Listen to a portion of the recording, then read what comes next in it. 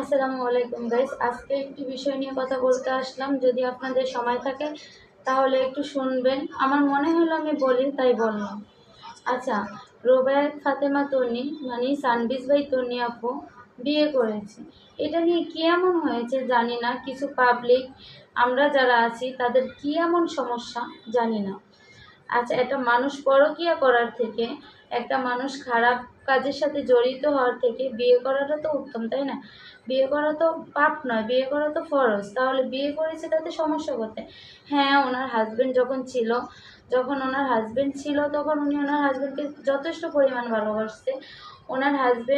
ওনার হাজবেন্ডের শেষ মুহূর্ত পর্যন্ত উনি ওনার হাজবেন্ডের পাশে থেকেছে। ভাই, আমরা যারা কমেন্ট করতেছি, আমরা যারা বাজেভাবে নিতেছি, তারা তো কেউ ওনার হাজবেন্ডের যখন খারাপ সময় ছিল তখন ওনার হাজবেন্ডকে বা ওনাকে একটু মানসিক সাপোর্ট দিতে আমরা কেউ যাইনি। গিয়েছিলাম কি? যাইনি।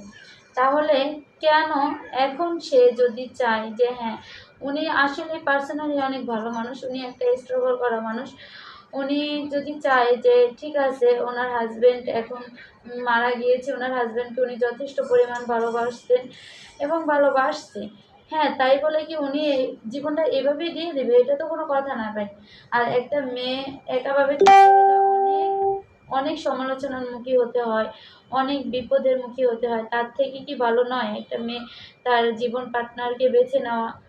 এটাই তো আমি মনে করি উত্তম কাজ করছে তনি আপু। কিন্তু মানুষ কি পরিমাণ বাজে কমেন্ট করতেছে, কোন পর্যায়ে গেছে যে তনি আপু তার কমেন্ট বক্সটা পর্যন্ত বন্ধ করে দিতে বাধ্য হয়েছে।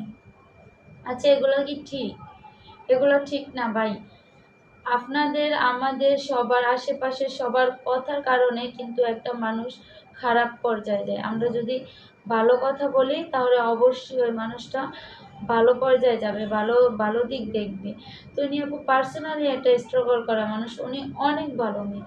হ্যাঁ, উনি বিয়ে করেছে, ঠিক আছে, আলহামদুলিল্লাহ, আমরা সবাই খুশি।